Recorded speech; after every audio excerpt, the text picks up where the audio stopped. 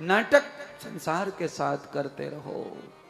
संसार के साथ नाटक करेंगे तो संसार वाले खुश रहते हैं, और संसार के साथ में तुम सच्चाधारी हरिश्चंद्र बनने लग गए तो तुम दुखी हो जाओगे, परेशान हो जाओगे, संसार दुखी हो जाएगा, आगे बढ़ेगा नहीं संसार तुम्हारा। क्यों? संसार चलन से चलता है और चलन चालाकी से चलते हैं, और आप में तो कूट कूट के भरी है चालाकी, इसीलिए तो यहां तक आ गए, हरिद्वार तक है? इनमें से कई लोग ऐसे हैं कि टिकट नहीं था रेल का और यहां पहुंच गए और अभी तक नहीं है टिकट। बोलो, इतने दिन हो गए आके रेल में तो टिकट आज तक नहीं है, अभी तक। चालाकी है ये, और चालाकी इतनी है कि किसी को कानो कान खबर नहीं है कि हमारे पास टिकट है भी कि नहीं भी है। ऐसी ऐसी पोजीशन रेल में लेते लेते आते हैं कि आदमी आराम से मंजिल पार कर लेता है। पर ध्यान रखना बंधुओं, आज ऐसा कर लिया, सफल हो गए, भगवान ने चांस दिया। अगर ये चांस आदत बना लिया तो फिर धबड़ दपोचेगा, भगवान आकर पकड़ लेगा तुमको, टीटी के रूप में आएगा और पीछे का पूरा निकाल देगा चिट्ठा तुम्हारा। ऐसी लंबी चौड़ी रसीद फाड़ेगा कि सब धरा रह जाएगा तुम्हारा काम। इसीलिए मुझे लगता है कि कोई बहुत इमरजेंसी है, हम ये ले नहीं पा रहे टिकट, तो टीटी से सच कहकर दो, चाहे 100 रुपए दंड भरना पड़े। पर सफर करते समय कहते हैं जीवन में कभी नाव में बैठ करके नाव का कभी भाड़ा नहीं रखना। यात्रा भाड़ा नाव से संबंध है, नारियल गाड़ी हो, बस हो, कार हो, तांगा हो, रिक्शा हो, कोई भी हो जिसके वाहन में बैठे उसको फ्री मत ढूंढो। अच्छा, आदमी फ्री के चक्कर में जान जोखिम में डाल देता है, फ्री के चक्कर में हाईवे पर हाथ मारता रहता है, हाथ मारता रहता है, फ्री के चक्कर में ऐसे ऐसे रेत के डंपर में, पत्थरों के डंपर में चढ़ बैठता है और बड़ा नुकसान हो जाता है उसका। जिंदगी चली जाती है थोड़े से 5 रुपए, 10 रुपए, 20 रुपए के लिए। भगवान सूत जी ने शौनक आदि ऋषियों को परम कथा का ध्यान दिलाया। वैद्यनाथ महादेव के बाद में भगवान शंकर के पंचकोशीय विश्वनाथ भगवान की कथा सुनाई। हर हर महादेव शंभु काशी विश्वनाथ गंगे। ब्रह्मं चेतसाम युक्तस्य ये वेदे विमहामहे तनस्वं न तन्मेधानां मेघं मेघवर्णय चंद्रभागा यथा पूर्वं ये वे शक्ति महासुख दृश्यं ब्रह्म लोकानां लोकस्य विष्णु प्रदत्तय। शिव पुराण के माध्यम से अगर हम कहें तो शिव पुराण में यह लिखा हुआ है कि जो काशी है ये भगवान शंकर की राजधानी है। कैलाश फिर क्या है? तो कहा कैलाश प्रभु का धाम है। भारत की राजधानी कहां है? जोर से बोलो। दिल्ली। और प्रधानमंत्री का गांव कहां है? समझ गए? ऐसे ही भगवान शिव की राजधानी काशी है और उनका गांव कैलाश है। देवलोक कैलाश। राजा का गांव कहीं भी हो सकता है, पर काम उन्हें राजधानी में करना है, समाज का, संसार का, जीव मात्र का कल्याण। तो भगवान शिव जी को भवानी जगदम्बा 18 भुजाओं से प्रकट होकर के आदेश कर रही हैं, ए ब्रह्मा, विष्णु और शिव, जाओ संसार की सृष्टि की संवेदना करो, संरचना करो और उसका कल्याण भी करो, पालन भी करो। अब भागवत में जब कथा सुनते हो आप तो उसमें ऐसा बताया है कि भगवान विष्णु की नाभि से कमल, कमल से ब्रह्मा, ब्रह्मा ने सृष्टि की। पर यथा सृष्टि ने ब्रह्मा नाम शंकरो, ब्रह्मा ने सृष्टि शुरू तब की जब शंकर भगवान ने ब्रह्मा जी को यह वचन दिया कि मैं सृष्टि का संहार कर दूंगा, कल्याण कर दूंगा, आप चिंता न करिए, पर आप प्रारंभ कीजिए। जब तक शंकर भगवान कल्याण या संहार करने की जिम्मेदारी नहीं लेते, तब तक ब्रह्मा सृष्टि को प्रारंभ नहीं करते। आज भगवान शंकर को ही आदेश हुआ जगत जननी का। भगवान शिव जी का एक रूप है जगत जननी, भगवान ब्रह्मा जी का रूप एक है, भगवान विष्णु का भी एक रूप वही है। इसीलिए हम भगवान को स्तुति करते हैं, तो स्तुति में आरती वगैरह गाते हैं, तो उस आरती में हम कहते हैं भगवान को त्वमेव माता च पिता एकस्य रूपः द्वितीया नास्ति।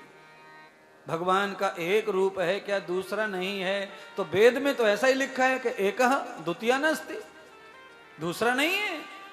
पर इसका दूसरा अर्थ भी है, न अस्ति, न माने, हमारा, मेरा, है, मैं। ना शब्द का अनेक अर्थ है संस्कृत में।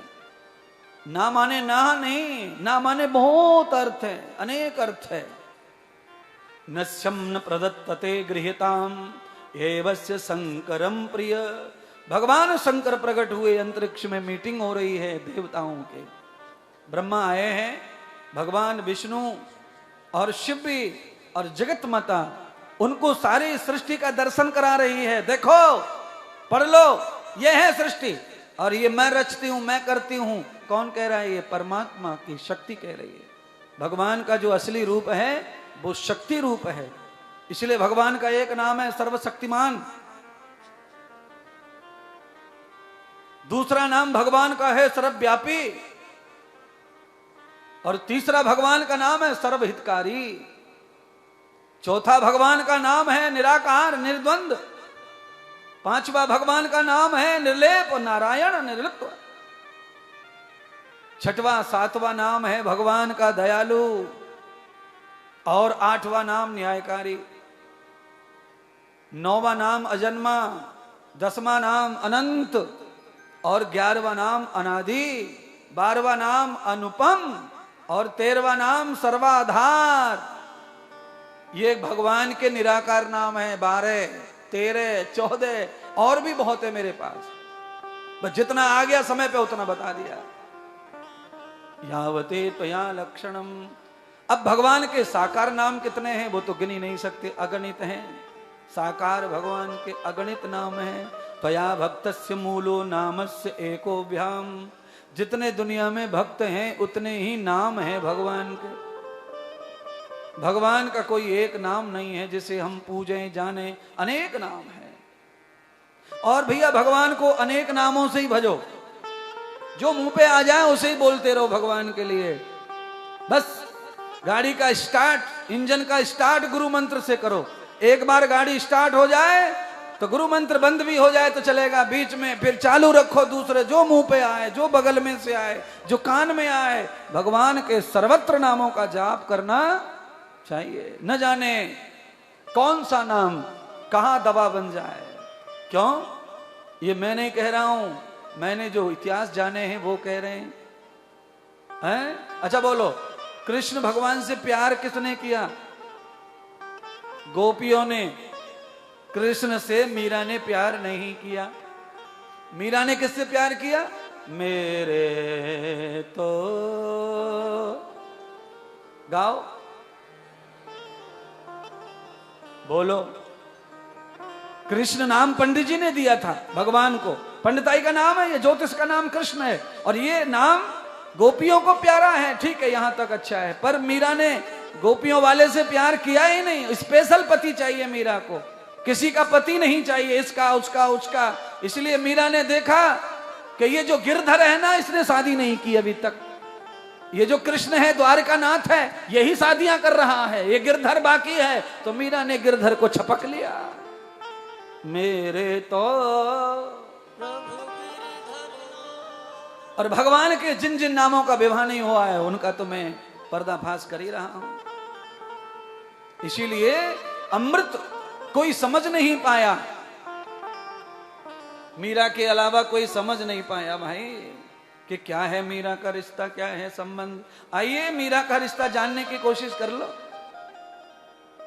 अरे क्या लागे गोपाल मीरा तेरा क्या लागे, क्या लागे गोपाल मीरा तेरा क्या लागे, क्या लागे गोपाल मीरा तेरा क्या लागे, क्या लागे गोपाल मीरा तेरा क्या लागे, क्या लागे गोपाल मीरा तेरा क्या लागे, क्या लागे गोपाल मीरा तेरा क्या लागे, क्या लागे हाँ क्या लागे हो, क्या लागे हाँ क्या लागे हो, क्या लागे हाँ क्या लागे, क्या लागे हाँ क्या लागे, क्या लागे गोपाल ओ मीरा तेरा क्या लागे, ओ क्या लागे गोपाल मीरा तेरा क्या लागे।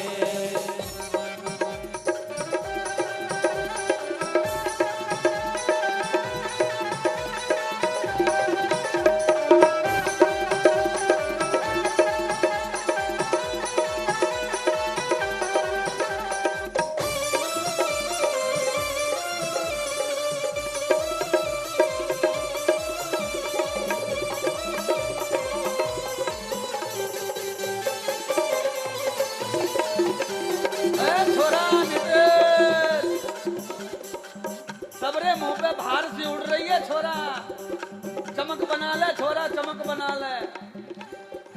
हैं? थक गया है, कहाँ से आया है भटक के। क्या लगे गोपाल मीरा तेरा क्या लागे, क्या लागे गोपाल मीरा तेरा क्या लागे, क्या लागे गोपाल मीरा तेरा क्या लागे, क्या लागे गोपाल मीरा तेरा क्या लागे। पूरे वृंदावन में किसी को कानों कान पता नहीं है कि रिश्ता क्या है मीरा का। मेरे तो गिरिधर गोपाल दूसरा न कोई, बस यही कह रही है, यही गा रही है। लोग पूछ रहे हैं पागल हो गई है, पागल एक ही शब्द के पीछे पड़ी है, मेरे तो गिरिधर गोपाल। क्या है, भाई लगे, फूफा लगे, जीजू लगे, फूफा मामा क्या लगे, क्या लागे गोपाल मीरा तेरा क्या लागे, क्या लागे गोपाल मीरा तेरा क्या लागे, क्या लागे गोपाल मीरा तेरा क्या लागे, क्या लागे गोपाल मीरा तेरा क्या लागे। छोड़ा रुक जा, ताजा हो जाए, ये मरा जा रहा गुजर। अरे तू आजा, आचार्य को छोड़ दे। हाँ कपाल भाती कर, कपाल भाती, तब समझ में आ गई मीरा।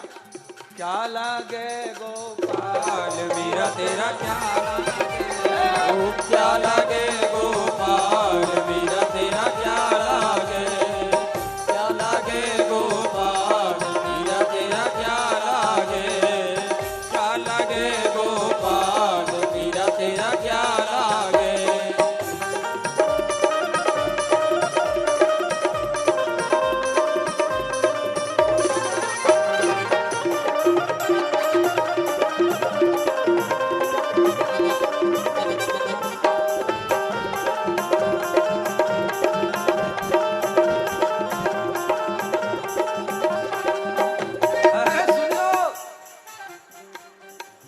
राधा रानी बड़ी निराली, राधा रानी बड़ी सियानी।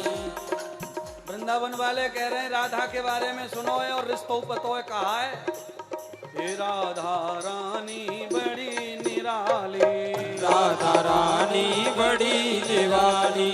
अरे उनकी महिमा किसने जानी, उनकी महिमा किसने जानी। वृंदावन वाले बता रहे जके कृष्ण बनेरी भरतार मीरा तेरा क्या लागे। जके कृष्ण बनेरी भरतार मीरा तेरा क्या लागे। हाँ मीरा, तेरी जैसी एक और लड़की आई थी पहले 5000 वर्ष पहले, राधा नाम की। उसके बारे में पता चला कि वो भरतार थे कन्हैया जी उनके। तुम बताओ, हे कृष्ण बनेरी भरता मीरा तेरा क्या लागे। ओ कृष्ण बनेरी भरतार मीरा तेरा क्या लागे। अरे क्या लागे हो, क्या लागे, क्या लागे हो, क्या लागे। क्या लागे गोपाल मीरा तेरा क्या मीरा तेरा क्या लागे। क्या लागे गोपाल मीरा तेरा क्या लागे।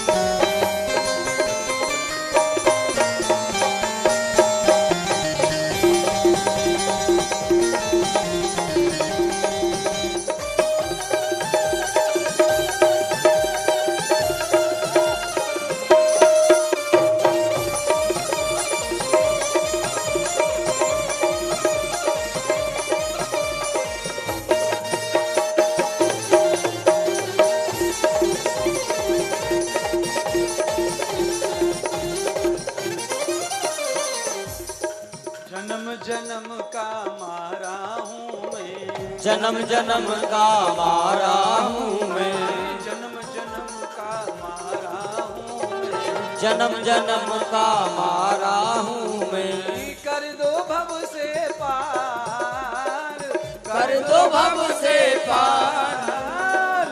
क्या लागे गोपाल मीरा तेरा क्या लागे। ओ क्या लागे गोपाल मीरा तेरा क्या लागे। क्या लागे गोपाल मीरा तेरा क्या लागे।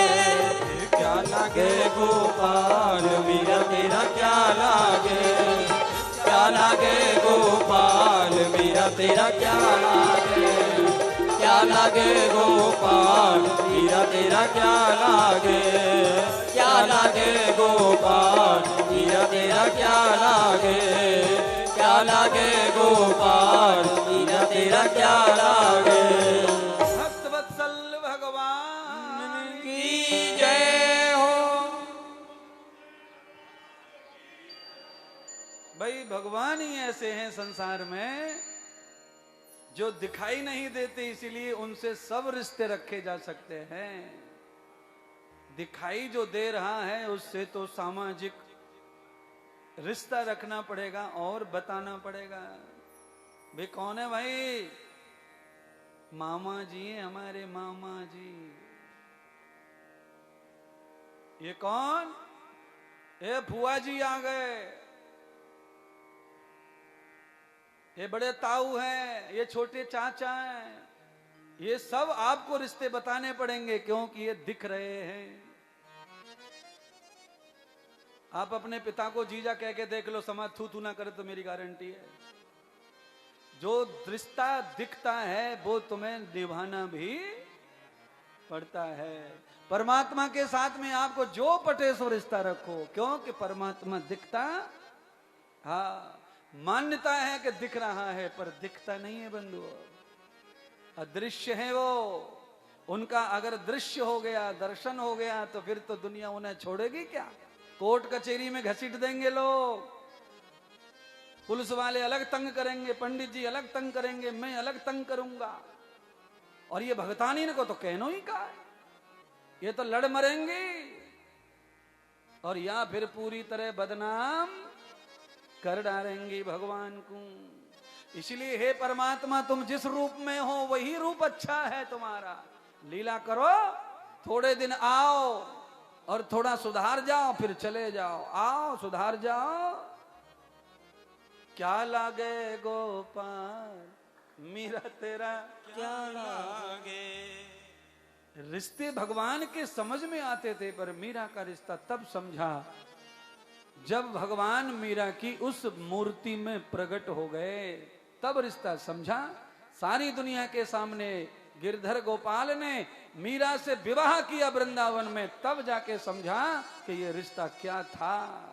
नहीं तो मीरा बदनामी को लेकर के जिंदगी काटती रही और गोविंद के गीत गाती रही। इतनी बदनामी कोई पचा नहीं सकता मीरा की बराबर। सबसे ज्यादा मीरा की बदनामी हुई। क्यों? अपने जब दुश्मन हो जाएं तो फिर बाहर वाले तो तैयार बैठे बदनाम करने को। मीरा के घर वाले ही सबसे बड़े दुश्मन बने मीरा को बदनाम करने में। क्यों? इन आंखों से भक्ति पहचानी नहीं जाती। क्यों नहीं पहचानी जाती? इन आंखों में वो नूर कहां? ये आंख तो 500 के नकली नोट को ना पहचान पाती। बोलो, 500 का जेब में रखा है और असली समझ के घमंड कर रहा है। असली समझ के घमंड कर रहा है। वो तो एक शीशा सो आवे, उससे समझ में आवे ये तो नकली है। बस वो जो शीशा है ना, वो शीशे का नाम है दिल। यहां दिल में असली नकली की पहचान हो जाए। ये बुद्धि इतनी बदमाश है कि ये असली को नकली और नकली को असली बताती रहती है। इसीलिए भजन होने देती, भजन नहीं होने देती। सच से ये आपको रूबरू नहीं होने देती है? इसकी सुनी चार उसकी सुनी, 15-20 उसकी सुनी, बस बुद्धि खराब। और बुद्धि खराब कितनी? 20 साल का शिष्य बुद्धि खराब करके 20 साल का शिष्य अपने विश्वास को कमजोर कर लेता है। इसकी सुनी उसकी सुनी। अरे मूर्खो, इसकी उसकी सुन के तुम्हारा 20 साल का विश्वास टूट रहा है। कम से कम इस पे तो ध्यान दो कि तुम्हारा 20 साल का जा रहा है इसकी 4 बातों से। इसका कुछ नहीं बिगड़ेगा। वो तो चिंगारी डाल दी तुम्हारी बुद्धि में भ्रम की। अब तुम्हारा बिगड़ेगा जो बिगड़ेगा। तुम्हारा रिश्ता टूटा तो अब कहां चरण धोवे, कहां माला चढ़ावे, कहां जाके समाधान पावे। अब कहां कोई गुरु, कहां कोई महात्मा मिले, कहां किससे बोले। सब कुछ जो होगा वो तुम्हारा नुकसान होगा। इसीलिए लंबे समय से जो रिश्ता है उसे कायम करने के लिए कानों को भद्रम करने भी शृणुयाम देवः। इन कानों को भद्र बनाओ, देववाणी सुनने के लिए दिए हैं। ये छोचड़ी वाणी सुनने के लिए कान नहीं है, क्योंकि बुद्धि बिल्कुल कमजोर होती है, पल पल में बदलती है। कानों के भ्रम में, आंख के भ्रम में बदल जाती है। फिर गड़बड़ होने लगता है दिमाग, विश्वास डगमग होने लगता है। अरे 60 साल की उम्र में तुमने क्या खीर बोई? क्या पाया? अनुभव क्या किया जिंदगी में? 60 साल के व्यक्ति को कोई 10, 20, 25 साल का लड़का भ्रम में डाल दे तो ये बुद्धि 60 साल के अनुभव कहां चला गया? इसीलिए रिश्ते को कायम करने के लिए परमात्मा को निराकार ही रहना चाहिए। साकार होके जब जब आए भगवान ने क्या कम मुसीबतें उठाई, बहुत मुसीबतें उठाई। किसने छोड़ा भगवान को? कौन से भगवान का नाम लूं बताओ? उसी के बारे में बता सकते हैं। राम का नाम ले लो, घर के ही दुश्मन हो गए।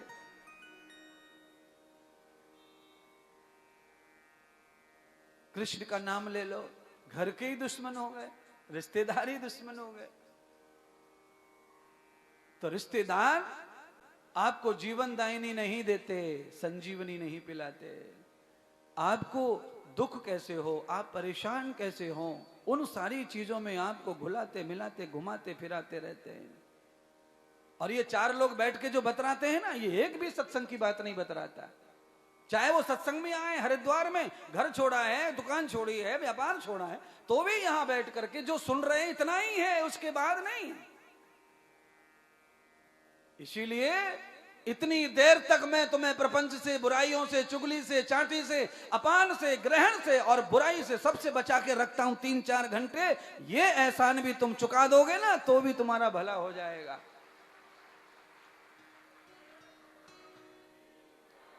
कथा के 10 मिनट के बाद में सब कुछ खत्म। अपनी अपनी अपनी अपनी अपनी अपनी अपनी अपनी दुनिया में खो जाते हैं, अपने अपने कामों में, अपनी अपनी बातों में लग जाते हैं महाराज। सब करा कराया, मेहनत महात्मा की, बोलो इतने घंटे बोलना है, तूफान बोलना है, क्रांतिकारी बोलना है, विचारधारा को सिद्ध करके बोलना है, और इसमें कुछ उल्टा पुल्टा निकल जाए तो मुश्किल हो जाएगी। एक भी उल्टा ना निकल जाए वो भी ख्याल रखना है, और तुम्हें खुश करना है, हंसाना है, तुम्हें प्रसन्न करके सुधारना है।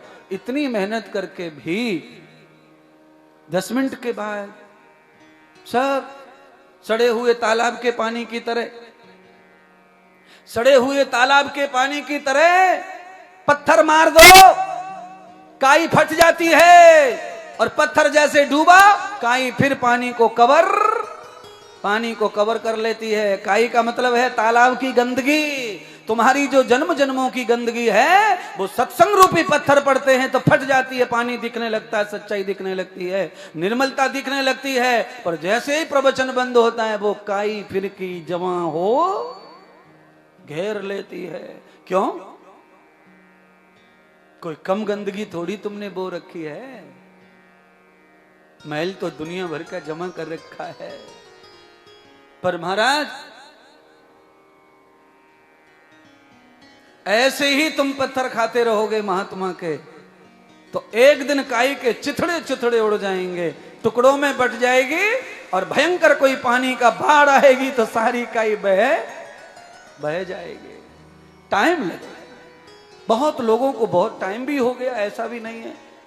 बहुत सारे लोग यहां बैठे हैं जिनको बहुत बरस हो गए मुझे सुनते सुनते, करते करते। कोई प्यार भी कम नहीं दिया, दुलार भी कम नहीं दिया, नजदीक भी कम नहीं रखा, सब करा, पर मैल नहीं धुला गया। मैल वैसा का वैसा है, खचोड़ नहीं, बुद्धि वही है, चच चू चू चू चू चू वही बुद्धि है। क्यों नहीं बदली? नहीं पता क्यों नहीं बदली। कई जन्मों के पाप हैं, 10 साल में 15 साल में शायद वो न खत्म हो,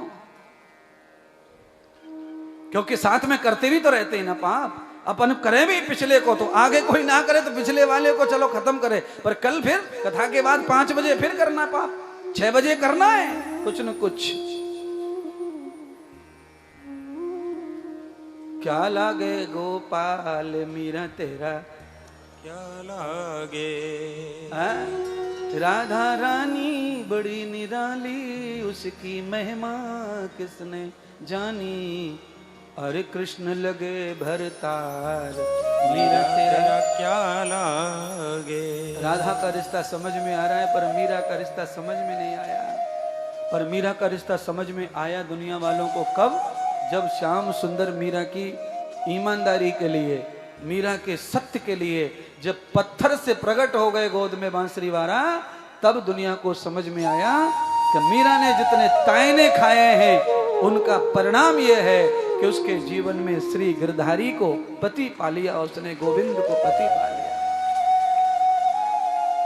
तायने, बदनामी, आलोचना ये जीवन का ही अंग है महाराज, ये कहीं और से नहीं आई, ये जीवन के संग संग ही चलता है संसार। बेचैनी, व्याकुलता जरूर होती है, पर ये जीवन को निखारती है, ये जीवन को परमात्मा के नजदीक करती है, आदमी की गलतियों को सुधारती है और आदमी को दिव्य बनाती है, मजबूत बनाती है। आ ब्रह्मम ब्रह्म युक्तानाम, आपने एक वेद का मंत्र है, आ ब्राह्मणो ब्रह्म वर्चसी जायताम। ये वेद का मंत्र आदमी को वीर बनाता है, ये मंत्र आदमी को योद्धा बलशाली बनाता है।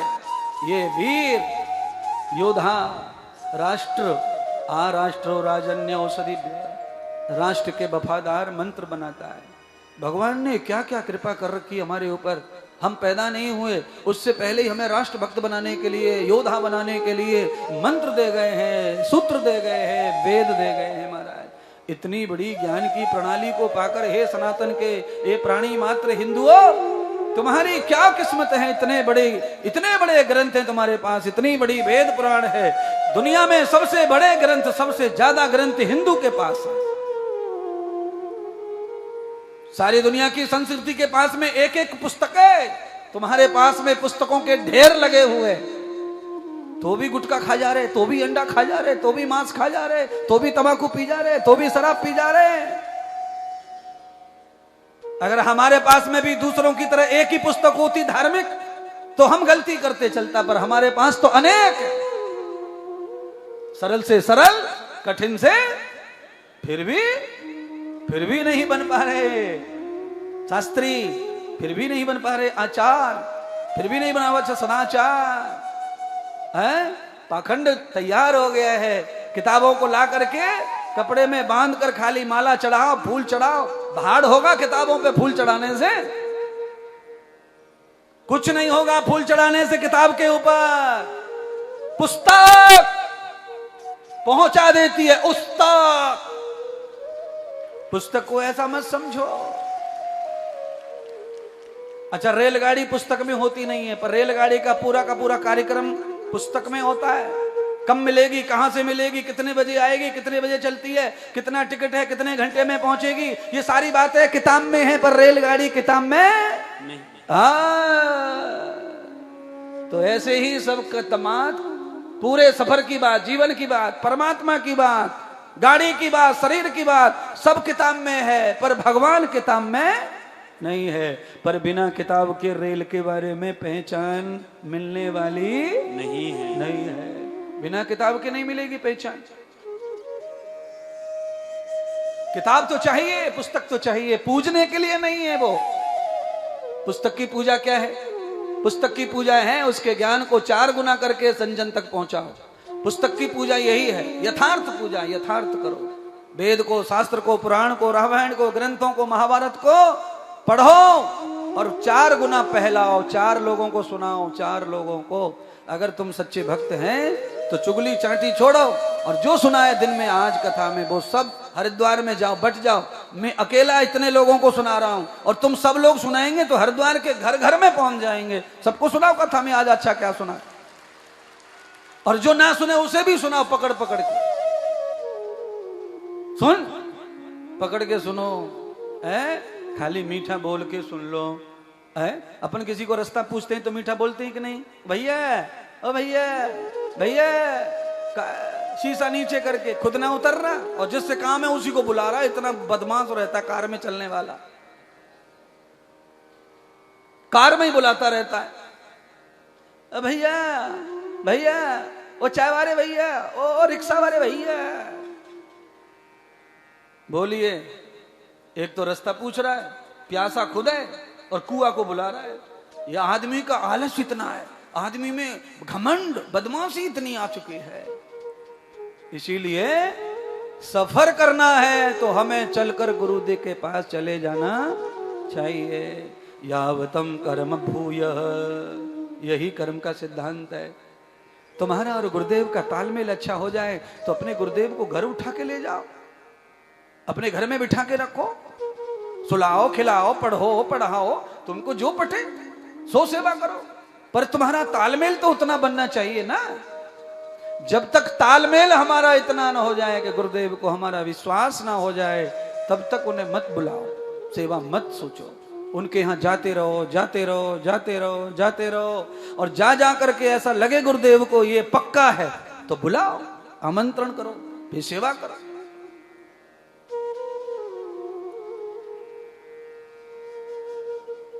पर पहले जाओ।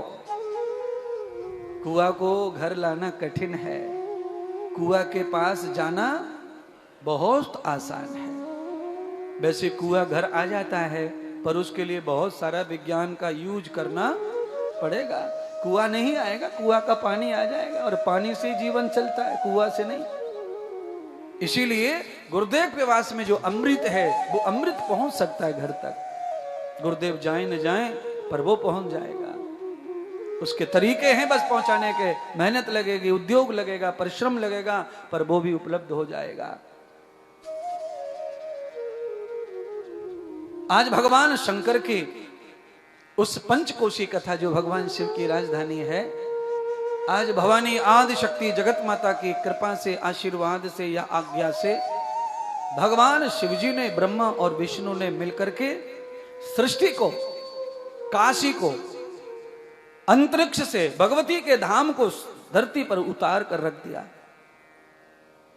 महादेव ने वरदान दे दिए कि ये काशी बसाई नहीं गई है, ये काशी बनाई नहीं गई है, ये पहले से ही मौजूद है। प्रलय होने के बाद में भी इसका नाश नहीं होता है। प्रलय के बाद भी सृष्टि समाप्त हो जाए, सृष्टि परिवर्तन कर ले, सृष्टि अग्नि बन जाए, सृष्टि जल बन जाए, तो भी काशी का नाश नहीं है। काशी कहां चली जाती है फिर? तो भगवती के गर्भ में चली जाती है। भगवती धारण कर लेती है, परमात्मा उसे धारण कर लेते हैं, और जब धारण करते हैं समय आने पर काशी को ज्यों की त्यों उतार देते हैं। इसीलिए भगवान शिव जी के जितने धाम हैं, उन सब धामों में एक धाम ऐसा है जो कभी नहीं बना न कभी उजड़ा, और उसी धाम में आरक्षण प्राप्त है समस्त मनुष्य को। भगवान शिव कहते हैं कि जो भी काशी में आएगा, जिंदा या मरा, मरे को फल प्राप्त काशी में हो जाता है। बाकी तीर्थों में मरे को फल नहीं है, पर जो मरा हुआ लास्ट से डेड बॉडी है, काशी में डेड बॉडी को भी भगवान ने आरक्षण दिया हुआ है। कोई पापी मर के चला गया किसी लोक में और उसका शरीर धरती पे पड़ा है, अगर उसका शरीर, उसका खोखला भी मुझे मिल जाएगा तो उसके खोखले में मैं दोबारा से बारूद भर करके बढ़िया कास्तूर बना दूंगा उसे, पीतल का खोखले में चली हुई बंदूक का कास्तूर, डेड बॉडी को भी। पर ये केवल एक ही फैक्ट्री है, वो है काशी। कौन सी काशी? विश्वनाथ की, परमात्मा परमेश्वर की। आप हरिद्वार आओ, सब ज्योतिर्लिंग में जाओ, कुछ न कुछ महत्व है, फल है, पर काशी का महत्व सबसे अलग है। इसीलिए जीवन में सब धाम शिव जी के करो, पर काशी में वास करो, काशी में निवास करो, काशी में ठहरो।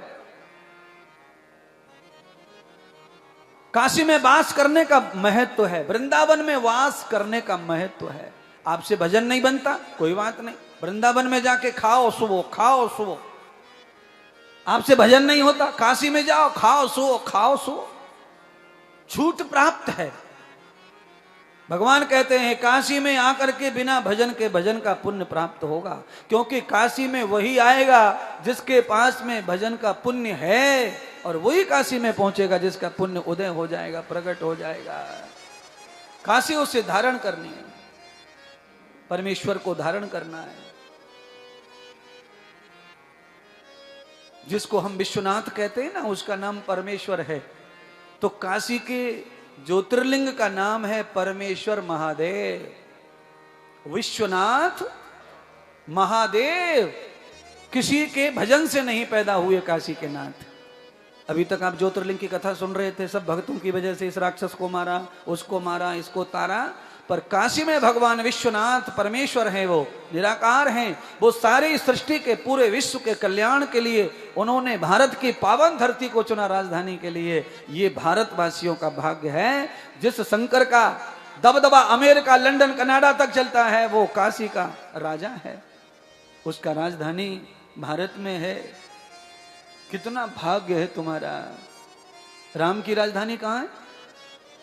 कृष्ण की, भगवान बुद्ध की, महावीर की, नानक की, राम की, बस समझ गए। और ऊपर से तुम हिंदू और हो, कितना घमंड है तुम्हारी जिंदगी का। इतने राजाओं की, इतने भगवानों की राजधानी, और ऊपर से सनातनी हो तुम। तो तुमको तो हर समय चूर चूर घमंड में रहना चाहिए, एकदम हट हट के घमंड करना चाहिए अपने जन्म पर और अपने देश पर, जहां तुमने अवतार लिया है। अगर मानो तुम्हारा जन्म आज कहीं और हो जाए तो लेने के देने पड़ जाएंगे। काशी दिखने वाली, हाँ, अच्छा, लंदन के आदमी को काशी चाहिए तो वो क्या करे? उसके पास तो कोई उपाय नहीं है, क्या करें फिर? वो भी तो मरती होंगे, उनका भी तो कल्याण होता होगा, पर कोई विधि होगी उनके पास, कोई प्रयोग होंगे। मैंने तो नहीं देखा उनको भजन ध्यान कुछ करते ऐसा ज्यादा।